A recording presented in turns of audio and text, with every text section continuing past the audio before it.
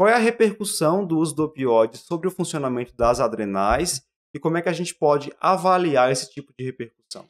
De novo, como a maioria das deficiências relacionadas ao uso do opioide vão ser deficiências centrais, né? Vai ser relacionada, como a gente já está colocando, ao eixo hipotálamo hipofisário.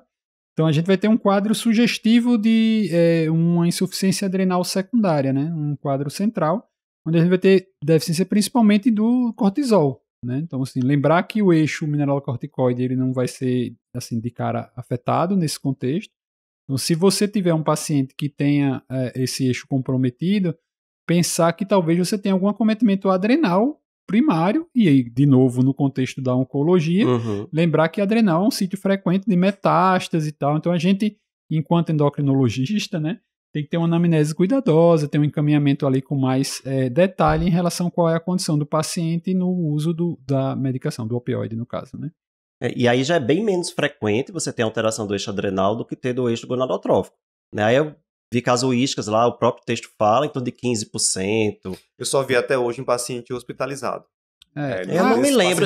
Gonadal, na prática, eu já vi. Agora, de adrenal, eu não me lembro de ter visto. Isso em outras situações de hipopituitarismo, né, assim, secundárias, a gente acaba sempre coincidindo essa questão do eixo gonadal, porque acaba sendo também mais sintomático, né? Sim. Tem que lembrar que o eixo adrenal, como a gente vai ter as doenças centrais de forma geral, vai ter uma redução de função, na maioria dos casos não tem uma parada total de função da hipófise, então ainda tem uma secreção residual, e no hipocortisolismo, onde você ainda tem o eixo mineralocorticoide funcionante, assim, a possibilidade de confundir a sintomatologia, o que é que o paciente vai ter? Vai ter algum grau de astenia, algum grau de exposição, a própria doença dele, a dor crônica, a neoplasia, vai acabar gerando o mesmo quadro clínico e você não vai rastrear todo mundo está usando opioide para ver deficiência hormonal. Sai dosando cortisol para todo mundo. Não tem essa indicação. Então, assim, se não tem a queixa, você também não vai tratar, até para não estar confundindo tudo aí na história, né? É uma coisa que os autores eles escrevem, que é interessante, é que eles dizem que parece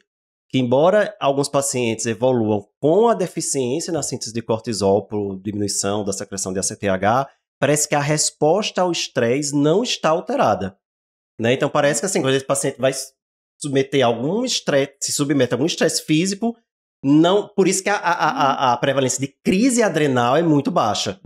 Né? Então, não seria uma deficiência tão clássica como a gente tá habituado, essa pelo uso do opioide. A questão é que o eixo gonadal ele é mais sensível. Então, assim, se você tiver uma mínima disfunção das gonadotrofinas, você vai ter anovulação, você vai ter sintomatologia no contexto da mulher, de alteração menstrual.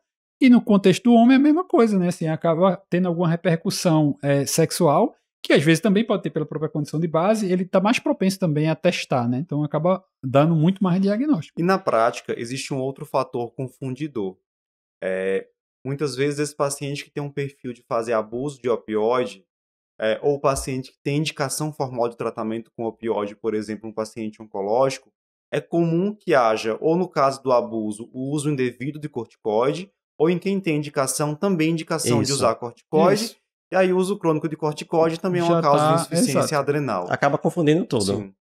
Mas pensando no paciente que está de fato fazendo insuficiência adrenal por corticoide, é uma insuficiência adrenal secundária, a gente começaria a investigação ali com cortisol matinal, né? Se você suspeitar, né? Você suspeitou que tá na dúvida se aqueles sintomas é da doença de base, não é? Faz o cortisol sérico basal.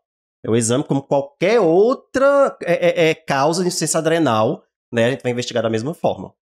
Perfeito. A gente tem um cortisol basal muito baixo, né? Menor que 3, fecharia diagnóstico. Entre 3 e 18 é uma zona intermediária, a gente pode considerar fazer testes dinâmicos. Acima de 18, afastaria diagnóstico.